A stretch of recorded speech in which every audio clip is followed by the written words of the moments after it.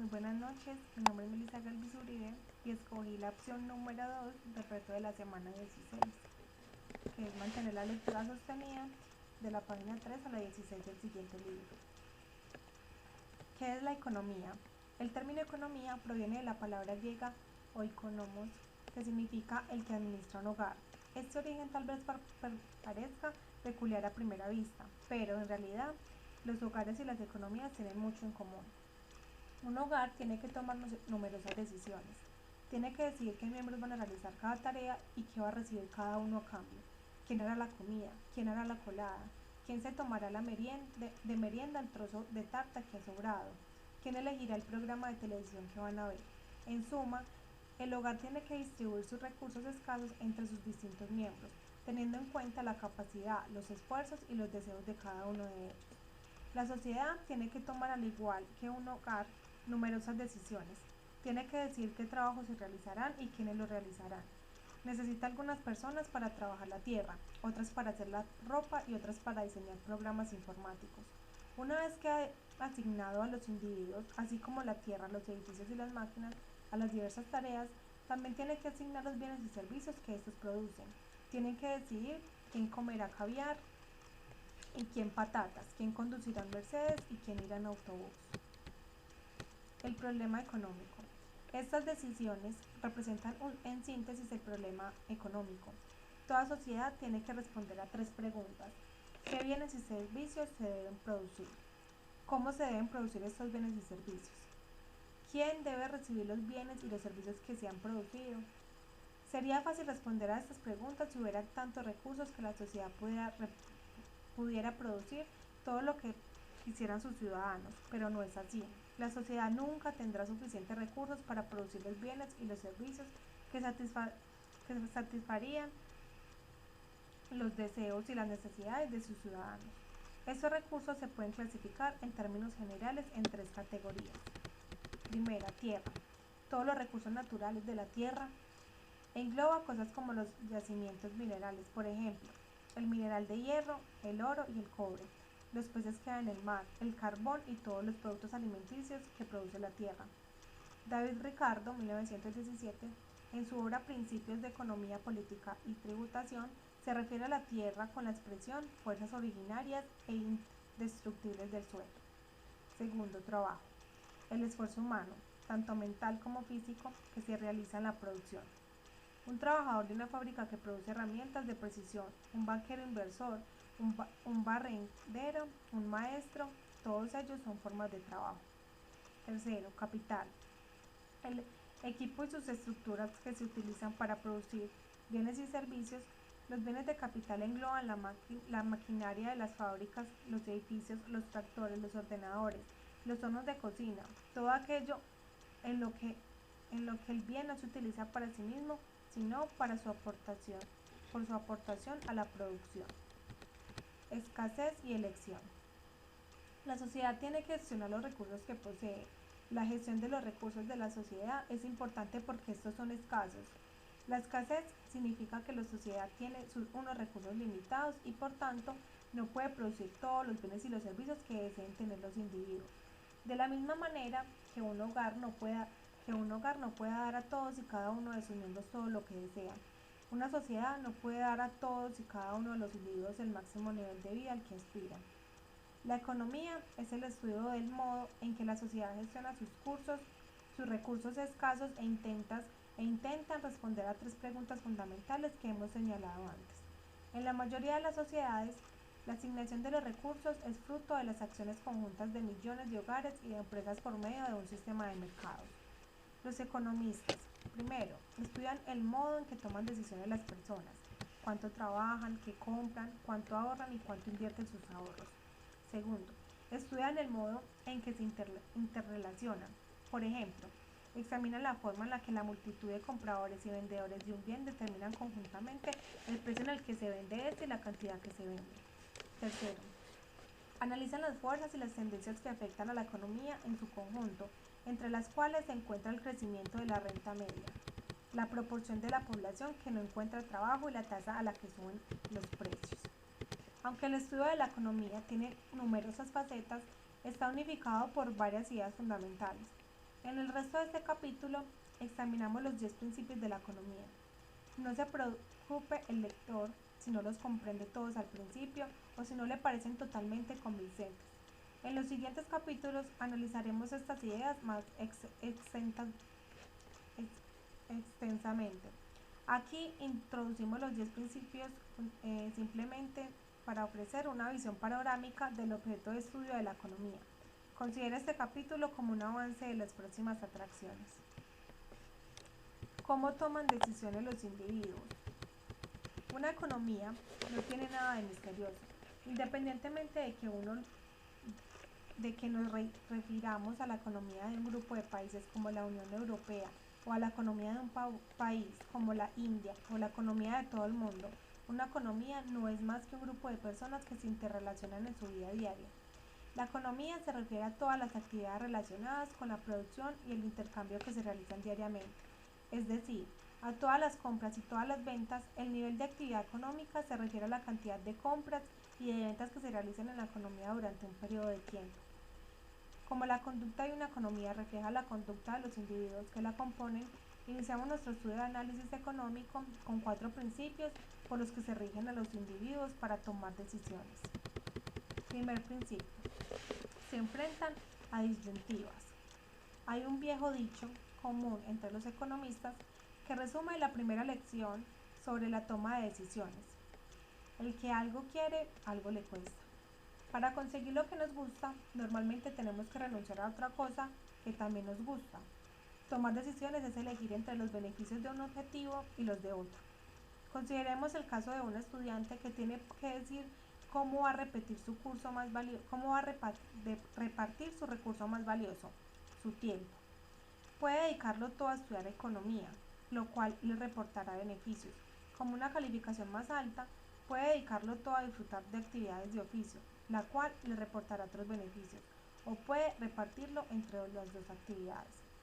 Por cada hora que estudia, renuncia a una hora que podría dedicar al gimnasio, a montar bicicleta, a ver la televisión, a echarse la siesta o a trabajar a tiempo parcial a fin de tener algún dinero más para sus gastos.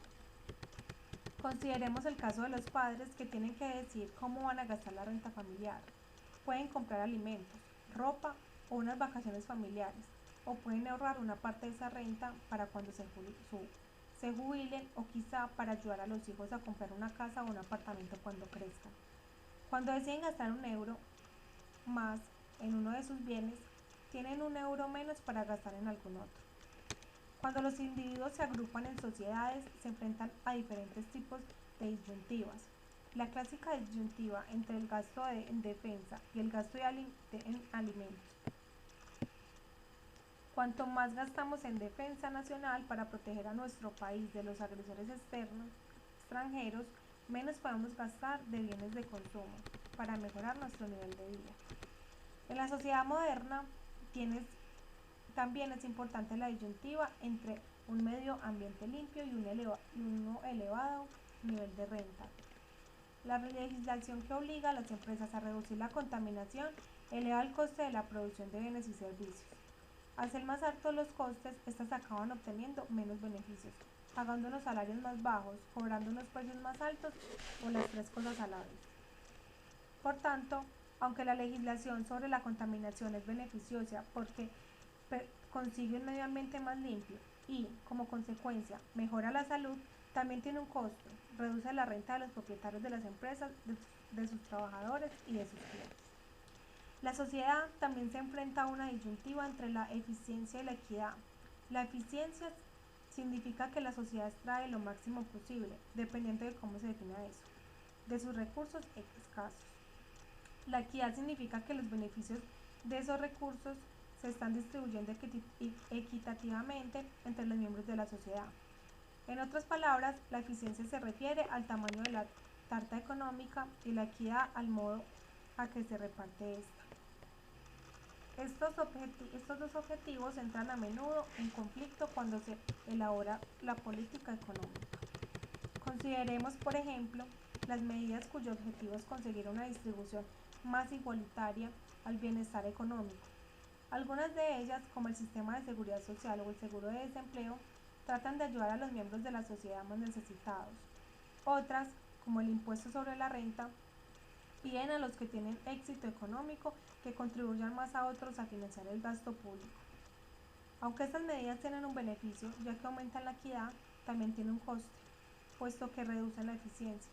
Cuando el Estado redistribuye la renta de los ricos en favor de los pobres, reduce la redistribución por trabajar arduamente, por lo que los individuos trabajan menos y producen menos bienes y servicios.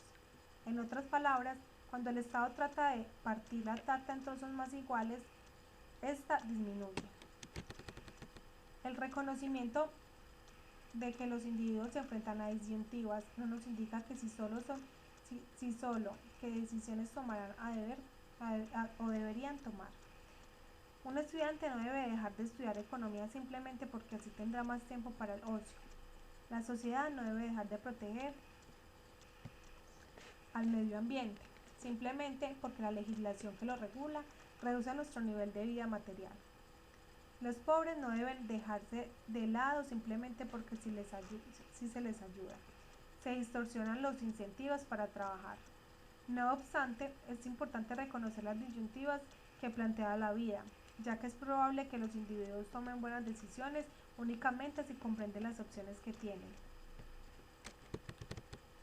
Prueba. Se refiere el dicho, al que algo quiere, algo le cuesta, simplemente al hecho de quién tiene que pagar para que se haga eso o incurre también a un coste de lo que recibe. Segundo principio. El coste de una cosa es aquello a lo que se renuncia para conseguirla. Como los individuos se enfrentan a disyuntivas, para tomar decisiones tienen que comparar los costes y los beneficios de las diferentes opciones posibles. Sin embargo, en muchos casos el coste de una opción no es evidente como parece a primera vista. Consideremos, por ejemplo, la decisión de estudiar o no en la universidad. El beneficio es el enriquecimiento intelectual y la mejora de las oportunidades laborales durante toda la vida. Pero ¿cuál es el coste? Para responder a esta pregunta, a lo mejor tenemos la tentación de sumar el dinero que gastamos en matrícula, libros, alojamiento y manutención. Sin embargo, este total no representa realmente aquello a lo que renunciamos para estudiar un año en la universidad. El primer problema de esta respuesta es que incluye algunas cosas que no son realmente costes de estudiar en la universidad. Aunque una persona dejará de dedicarse exclusivamente a estudiar, tendría que dormir en algún sitio y tendría que comer. El alojamiento y la manutención solo forman parte de los costes de estudiar en la universidad si son más caros en la universidad que en algún otro sitio. De hecho, el coste de alojamiento y manutención en la universidad podría ser menor que el gasto en alquileres y alimentación que pagaría si viviera por su cuenta. En este caso, el ahorro en alojamiento y manutención es, en realidad, un beneficio de estudiar en la universidad. El segundo problema de este cálculo de los costes se halla en que no tiene en cuenta el mayor coste de estudiar en la universidad, el tiempo. Cuando una persona dedica un año a asistir a clase, lee libros de texto y hacer trabajos de curso, no puede dedicar tiempo a viajar. Los salarios a los que se renuncia por estudiar en la universidad constituyen la mayor coste de la educación superior para la mayoría de los estudiantes. El coste de la oportunidad de una cosa es aquello a lo que renunciamos para conseguirla. Cuando tomamos una decisión como ir a la universidad, tenemos que ser conscientes de los costes de oportunidad que acompañan a cada una de las opciones posibles. En realidad, normalmente lo somos. Los jugadores universitarios de rugby, baloncesto o golf, que pueden ganar mucho dinero si abandonan los estudios superiores y se dedican al deporte profesional, son muy conscientes de que para ellos el costo de oportunidad de ir a la universidad no es muy alto. No es sorprendente que a menudo lleguen a la conclusión de que el beneficio no merece el coste. Prueba. Suponga que un estudiante incurra los siguientes costes durante los 3 años que estudia en la universidad. Tasas universitarias a 9.000 euros, al año 27.000 euros, alojamiento, basado en un coste medio de 4.500 euros al año, con un igual de 13.500 euros. Coste de oportunidad basado en una pérdida media de ingresos de 15.000 euros al año, igual 45.000 euros. Coste total igual 85.000 euros, dando este coste relativamente elevado. ¿Por qué quiere ir la gente a la universidad? Tercer principio. Las personas racionales piensan en términos marginales. En la vida, raras veces es fácil tomar decisiones y estas normalmente plantean problemas. A la hora de cenar no tenemos que elegir entre ayunar o comer lo más posible, sino entre tomar o no un trozo más de pizza. Cuando se acercan las fechas de los exámenes, no tenemos que elegir entre no estudiar nada o estudiar 24 horas al día, sino entre dedicar una hora más a reposar los apuntes o a ver la televisión. Los economistas utilizan el término cambios marginales para describir los pequeños ajustes adicionales que se realizan en un plan que ya existía. Tenga presente que el lector que margen significa borde, por lo que los cambios marginales son los ajustes que realizamos a los bordes de lo que hacemos. En muchas situaciones tomamos las mejores decisiones pasando en términos marginales. Supongamos, por ejemplo, que estamos considerando la posibilidad de estudiar un máster una vez terminamos los estudios de grado. Para tomar esta decisión, tenemos que saber cuáles son los beneficios adicionales de un año más de estudios, unos salarios más altos durante toda la vida y el mero placer de aprender, y los costes adicionales en los que incurríamos, otro año más de tasas universitarias y otro año más de salarios que dejamos de ganar. Comparando estos beneficios marginales y estos costes marginales, podemos saber si merece la pena seguir estudiando un año más. Los individuos y las empresas pueden tomar mejores decisiones pensando en términos marginales. Una persona racional emprende una acción si y solo si el beneficio marginal de esta acción es mayor al coste marginal. Cuarto principio. Los individuos responden a los incentivos. Como los individuos toman decisiones comparando los costes y los beneficios, su comportamiento puede cambiar cuando cambian los costes o los beneficios. Es decir, los individuos responden a los incentivos. Por ejemplo, cuando sube el precio de las manzanas, la gente decide comer más peras y menos manzanas, porque el coste de comprar manzana es mayor. Al mismo tiempo, los cultivadores de manzanas deciden contratar más trabajadores y cosechar más manzanas, ya que el beneficio de vender manzanas también es mayor. Como veremos, el efecto que produce el precio de la conducta de los compradores y los vendedores de un mercado, en este caso, en el mercado de manzanas, es crucial para comprender cómo funciona la economía. Los poderes públicos, nunca deben olvidar los incentivos, ya que muchas de las medidas que toman alteran los costes o los beneficios a los que se enfrentan los individuos y, por tanto, su conducta. Por ejemplo, un impuesto sobre la gasolina mínima anima a la gente a utilizar automóviles más pequeños que consumen menos gasolina. También la anima a utilizar el transporte público en lugar del automóvil o a vivir más cerca del centro del trabajo.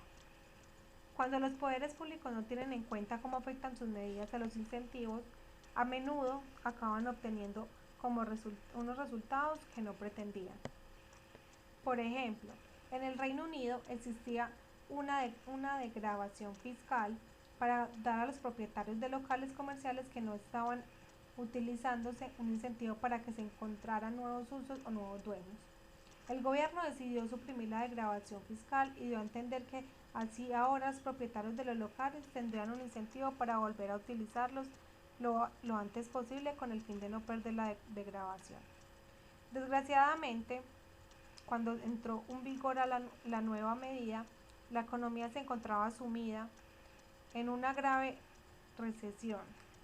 No era fácil para los dueños de locales encontrar nuevos arrendatarios y no digamos conseguir que se crearan nuevas empresas en estas propiedades vacías. Algunos pensaron que era más barato demoler sus locales que tener que pagar un impuesto por ellos.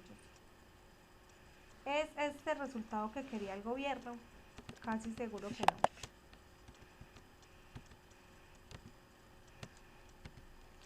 Este es un ejemplo del principio general según el cual los individuos responden a los incentivos.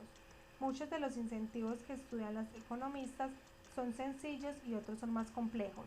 A nadie le sorprende, por ejemplo, que la gente utilice un automóvil más pequeño cuando los impuestos sobre la gasolina y, por tanto, su precio son relativamente altos. Sin embargo, como pone de manifiesto el ejemplo de la supervisión de las degradaciones fiscales por los locales comerciales vacíos, las medidas que toman los gobiernos pueden producir unos efectos que no son obvios de antemano. Cuando se analiza una medida, hay que tener en cuenta no solo los efectos directivos, sino también los efectos indirectos que actúan a través de los incentivos. Si la medida altera los incentivos, altera la conducta de los individuos. Prueba. En la Unión Europea, muchas personas no tienen trabajo y solicitan prestaciones. Los gobiernos de los países de toda la Unión Europea están tratando de reducir el gasto, pero se encuentran con que tienen que gastar más de prestaciones sociales para los desempleados. ¿Qué tipo de incentivos podría adoptar para animar a los trabajadores a dejar de percibir prestaciones y a trabajar? ¿Cuáles podrían ser las consecuencias no pretendidas a estos incentivos? ¿Cómo interactúan los individuos? Los 4 primeros principios analizados se refieren al modo en que tomamos decisiones. Muchas de las decisiones que tomamos a lo largo de nuestra vida nos afectan no solo a nosotros, sino también a las otras personas. Los 3 principios siguientes se refieren a la forma en que interactuamos. Quinto principio. El comercio puede mejorar el bienestar de todo el mundo. Estados Unidos y China son competidores de Europa en la economía mundial. Esto es cierto en algunos aspectos, pues las empresas estadounidenses y las chinas producen muchos de los mismos bienes que producen las empresas europeas. Los fabricantes de juguetes compiten por los mismos clientes en el mercado de juguetes. Los cultivadores de fruta compiten por los mismos clientes en el mercado de fruta. Sin embargo, es fácil cometer un error cuando se piensa en la competencia entre los países. El comercio entre Europa y Estados Unidos y China no es como una competición deportiva, en la que uno de los equipos gana y el otro pierde, un juego de suma cero. En realidad, ocurre lo contrario. El comercio entre dos economías puede mejorar el bienestar de las dos. Para ver por qué, observemos cómo afecta el comercio a nuestra familia. Cuando un miembro de nuestra familia busca trabajo, compite con los miembros de otras que estén buscando trabajo. Las familias también compiten entre sí cuando van de compras, ya que cada una quiere comprar los mejores bienes al precio más bajo posible. Por tanto, cada una de las familias de la economía compite en cierto sentido con todas las demás. A pesar de esa competencia, nuestra familia no mejoraría su bienestar si se aislara del resto. Si se aislara, tendría que cultivar sus propios alimentos, hacerse su propia ropa y construirse su propia casa. Es evidente que gana mucho si aprovecha la posibilidad de comerciar con otras. El comercio permite a cada persona especializarse en las actividades que mejor realiza, ya sea cultivar el campo, coser o construir viviendas. Comerciando con otras personas puede comprar una variedad mayor de bienes y de servicios con un coste más bajo. Los países, así como las familias, se benefician de la posibilidad de comerciar entre sí. El comercio permite a los países especializarse en lo que hacen mejor y disfrutar de una variedad mayor de bienes y de servicios. Los japoneses y los estadounidenses, así como los coreanos y los brasileños, son tanto socios de Europa en la economía como competidores. Sexto principio. Los mercados normalmente constituyen un buen mecanismo para organizar la actividad económica. La caída del comunismo en la Unión Soviética y en Europa Oriental durante la década de 1980 posiblemente sea el cambio más importante que ha ocurrido en el mundo en los últimos 50 años.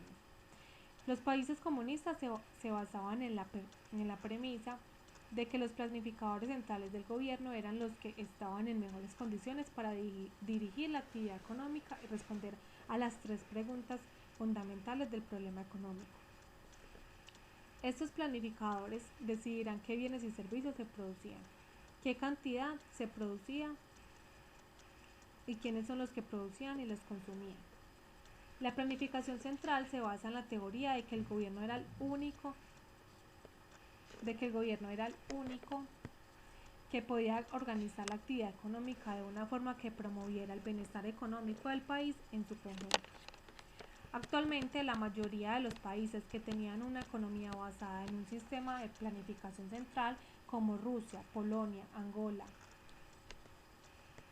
Mozambique y la República Democrática del Congo, ha abandonado este sistema y está tratando de desarrollar economías de mercado. En una economía de mercado, las decisiones de planificador central son sustituidas por las decisiones de millones de empresas y de hogares. Las empresas deciden a quién contratan y qué producen. Los hogares deciden en qué empresa trabajan y qué compran con su renta. Estas empresas y hogares interactúan en el mercado en el cual los precios y su interés personal orientan sus decisiones. El éxito de las economías de mercado es desconcentrarse a primera vista. Al fin y al cabo, en una economía de mercado nadie tiene en cuenta el bienestar económico de la sociedad en su conjunto. En los libres mercados hay muchos compradores y vendedores de numerosos bienes y servicios y a todos les interesa principalmente su propio bienestar. Sin embargo, a pesar que las decisiones se toman de una manera descentralizada y de los que las toman buscan su propio provecho, las economías de mercado han demostrado ser capaces de organizar con notable éxito la actividad económica de una forma que promueve el bienestar económico en general. Uno de nuestros objetivos en este libro es comprender la magia de la mano invisible de Adam Smith. Cuando el lector estudie economía, verá que los precios son el instrumento con el que la mano invisible dirige la actividad económica. Los precios reflejan tanto el valor que tiene un bien para la sociedad como el coste que tiene para ella producirlo. Como los hogares y las empresas observan los precios cuando deciden lo que van a comprar o vender, tienen en su cuenta sin saberlo los beneficios y los costes sociales de sus actos.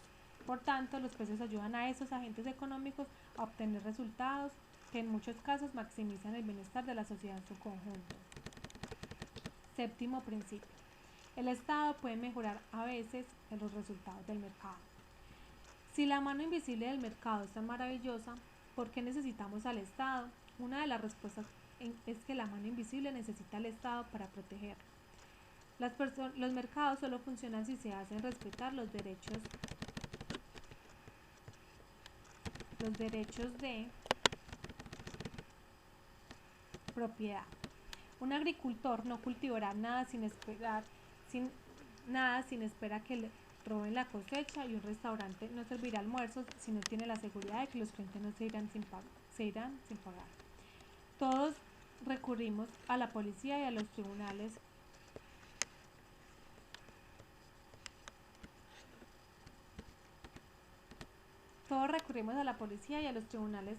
que pone a nuestra disposición el Estado para que velen por nuestro derecho sobre las cosas que producimos. Hay, sin embargo, otra respuesta a la pregunta de por qué necesitamos al Estado. Aunque los mercados normalmente constituyen un buen mecanismo para organizar la actividad económica, existen algunas importantes excepciones. Hay dos grandes razones por las que el Estado debe intervenir en la economía: para promover la eficiencia y la equidad. Es decir, la mayoría de las medidas económicas tienen por objeto agrandar la tarta económica o cambiar la manera en que se reparte. Aunque la mano invisible a menudo lleva a los mercados a asignar los recursos eficientemente, no siempre es así. Los economistas utilizan el término fallo de mercado para referirse a las situaciones en las que el mercado no asigna eficientemente los recursos por sí solo. Una de las causas posibles de los fallos del mercado son las externalidades, que son los efectos que producen los actos de una persona en el bienestar de otro, un tercero, y a la que no le compensa por ello. Un ejemplo clásico de un coste externo es la contaminación. Otra de las causas posibles de una persona o una empresa. Otra de las causas posibles de los fallos del mercado es el poder de mercado, que se refiere a la capacidad de una persona, de una empresa o de un grupo de empresas para influir indebidamente a los precios de mercado. Cuando hay un fallo del mercado, una política bien diseñada puede mejorar la eficiencia económica. La mano invisible también puede no garantizar la distribución equitativa de la prosperidad económica. Una de las tres preguntas a las que tiene que responder la sociedad es quién recibe lo que se produce. Una economía de mercado retribuye a los individuos según su capacidad para producir cosas que otros están dispuestos a pagar. El mejor jugador de fútbol del mundo gana más que el mejor jugador de ajedrez del mundo, simplemente porque la gente está dispuesta a pagar más por ver un partido de fútbol que por una partida de ajedrez. Esta persona está recibiendo más de lo que se produce como consecuencia de lo que gana. La mano invisible no garantiza a todo el mundo suficientes alimentos, una ropa decente y una asistencia sanitaria adecuada. Muchas de las medidas que toman los poderes públicos, como el impuesto sobre la renta y el sistema de seguridad social, pretenden conseguir una distribución más equitativa del bienestar económico. Decir que el Estado puede mejorar a veces los resultados del mercado no significa que siempre los mejore. Las medidas que no son tomadas por ángeles, sino que son frutos de un proceso político que insta a ser perfecto. Algunas veces, algunas veces su único objetivo es recompensar a los que tienen poder político. Otras son tomadas por gobernantes bien intencionados que no están totalmente informados. Uno de los objetivos del estudio de la economía es ayudar a saber cuánto es justificable la política de un gobierno para promover la eficiencia o la equidad y cuándo no. ¿Cómo funciona la economía en su conjunto? Hemos comenzado viendo cómo toman decisiones los individuos y, a continuación, hemos visto cómo interactúan. Todas estas decisiones e interacciones constituyen la economía. Los tres últimos principios de los 10 se refieren al funcionamiento de la economía en su conjunto. La microeconomía y la macroeconomía. La economía se estudia en diferentes niveles. Los 7 primeros implican el estudio de las decisiones de los hogares y de las empresas, así como la interacción de los mercados de bienes y servicios concretos. En los 3 últimos principios examinamos el funcionamiento de la economía en su conjunto, que es simplemente la suma de las actividades que realizan todos estos agentes económicos en todos estos mercados. Desde la década de 1930 aproximadamente, el campo de la economía se ha dividido tradicionalmente en dos grandes subcampos. La microeconomía es el estudio del modo en que toman decisiones los hogares y las empresas y de la forma en que interactúan en cada mercado. La macroeconomía es el estudio de fenómenos que afectan el conjunto de la economía. Un microeconomista podría estudiar los efectos de un impuesto sobre el uso del automóvil para reducir el tráfico en el centro de la ciudad. Las consecuencias de la competencia extranjera para la industria automovilística europea o el modo en que influye la posesión de estudios universitarios en lo que gana una persona o a lo largo de toda su vida. Un macroeconomista podría estudiar los efectos del endeudamiento del Estado, la evolución de la tasa del desempleo de una economía o distintas medidas para aumentar el crecimiento anual del nivel de vida de un país. La microeconomía y la macroeconomía están estrechamente relacionadas entre sí. Como los cambios de la economía agregada son el resultado de las decisiones de millones de personas, es posible comprender los fenómenos macroeconómicos sin examinar las decisiones microeconómicas correspondientes. Por ejemplo, un macroeconomista podría estudiar la repercusión de una reducción del impuesto sobre la renta en la producción total de bienes y servicios de una economía. Para analizar esta cuestión tendría que preguntarse cómo afecta la reducción del impuesto a las decisiones de los hogares sobre su cantidad de gasto en bienes y servicios. A pesar de la relación inherente entre el microeconomista y el macroeconomista, los dos campos son distintos. En economía tal vez parezca algo lógico comenzar por la unidad más pequeña. Sin embargo, esta manera de proceder no es ni necesaria ni siempre la mejor. Como la microeconomía y la macroeconomía abordan cuestiones diferentes, a veces adoptan enfoques muy distintos y se suelen enseñar en cursos separados.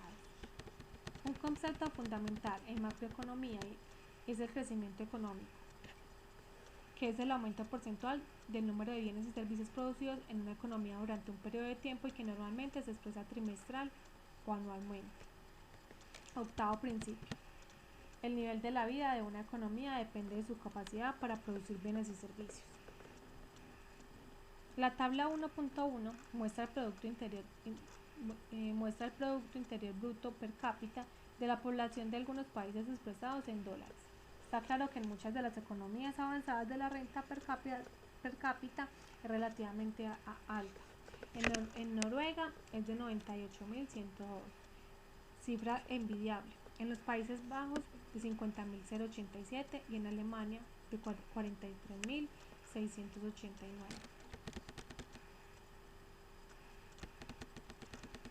Si nos alejamos de las prósperas economías de Europa Occidental, comenzamos a observar la existencia de las diferencias de renta y de niveles de vida de otros de todo el mundo, que son bastante asombrosas.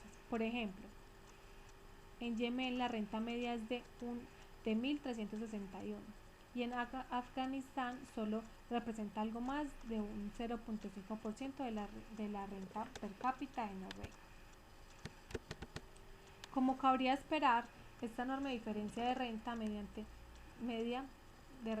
se refleja en algunos otros indicadores de la calidad de vida y del nivel de vida. Los ciudadanos de los países de renta alta tienen mejor nutrición, mejor asistencia sanitaria y mayor esperanza de vida que los ciudadanos de los países de renta baja, así como más televisores, más artilugios y más automóviles. El nivel de vida también varía significativamente a lo largo del tiempo. En los últimos 5 años, el crecimiento económico ha sido alrededor de un 4.68% al año de Albania, de alrededor de 10.5% al año en China, pero en Letonia la economía se ha contraído en torno a un 1.4% durante este mismo periodo de tiempo, frente al Banco Mundial. ¿A qué se deben estas grandes diferencias entre los niveles de vida a los distintos países y de las distintas épocas? La respuesta es sorprendentemente sencilla. Casi todas las diferencias entre los niveles de vida son atribuibles a las diferencias entre los niveles de productividad de los países, que es la cantidad de bienes y servicios producidos por cada hora de tiempo de un trabajador.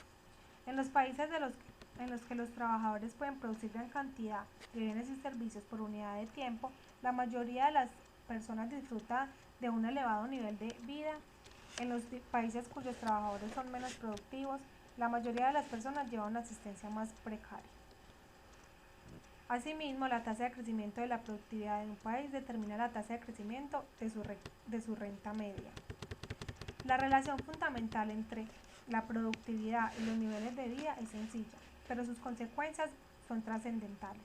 Si la productividad es el principal determinante de los niveles de vida, las demás explicaciones tienen necesariamente una importancia secundaria. Por ejemplo, podría ser tentador atribuir a los sindicatos o a la legislación sobre el salario mínimo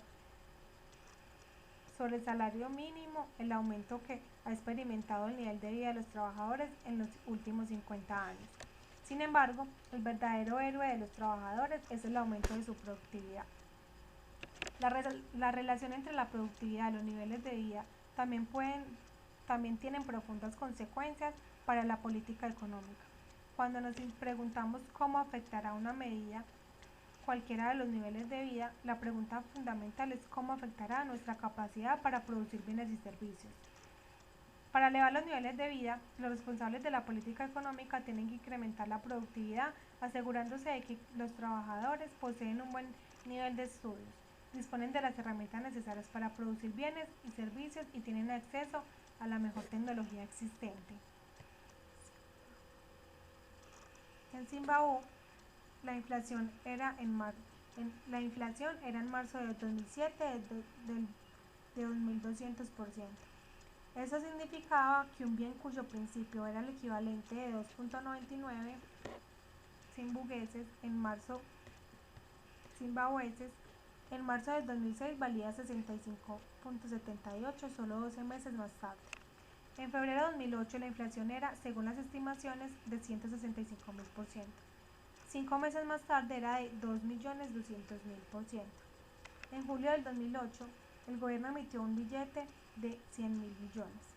En este momento, con él solo se podía comprar una barra de pan. Según las estimaciones de la inflación existente de Zimbabue, en julio del 2008 la tasa de crecimiento de los precios era de 231.000 millones%. En enero del 2009, el gobierno emitió billetes de 10, 20, 50 y 100 billones.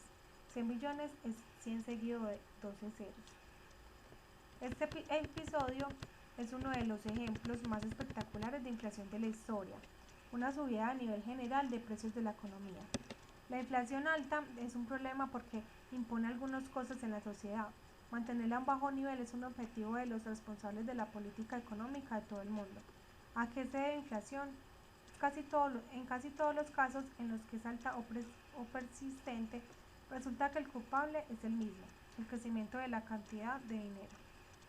Cuando, cuando un gobierno crea grandes cantidades de dinero, su valor disminuye.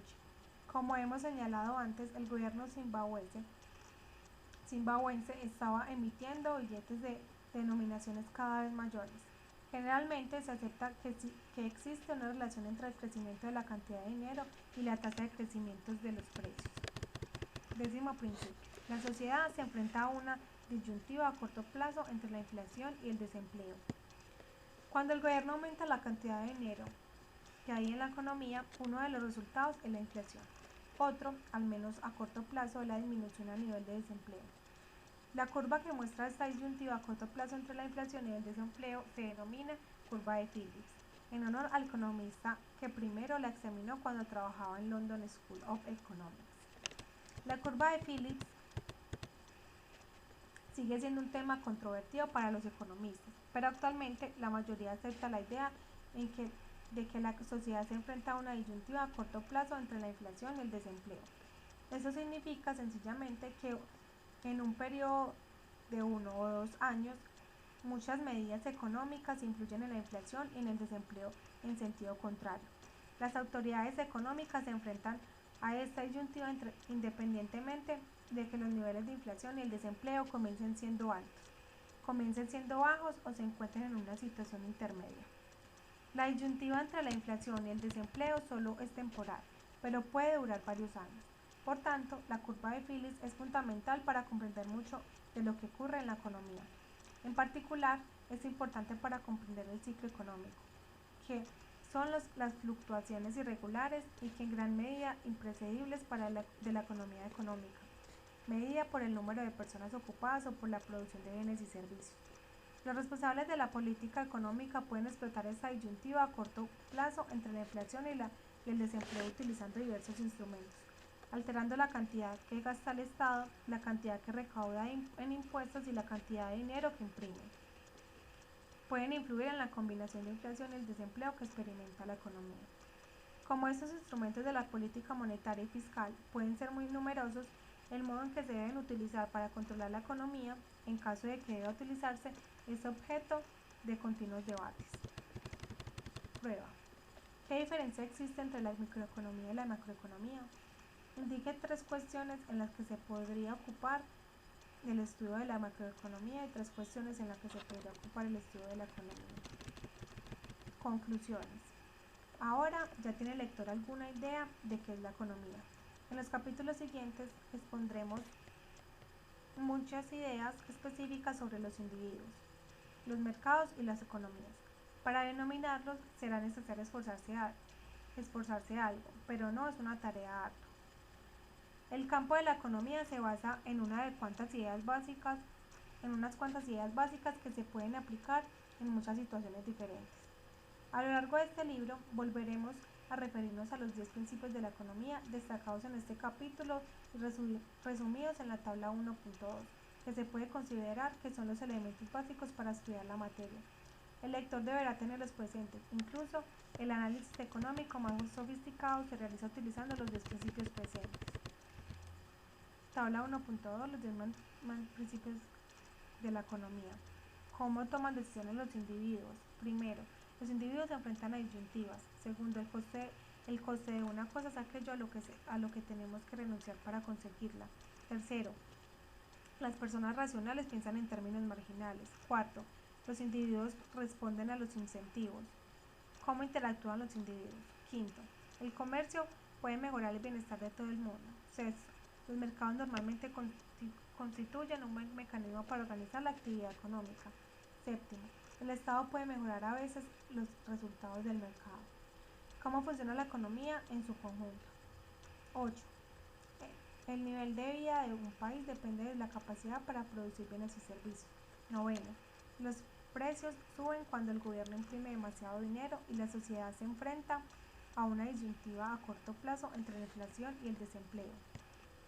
Este texto, como mi conclusión, este texto trata de qué es la economía y de sus 10 principios y va de la mano con la administración.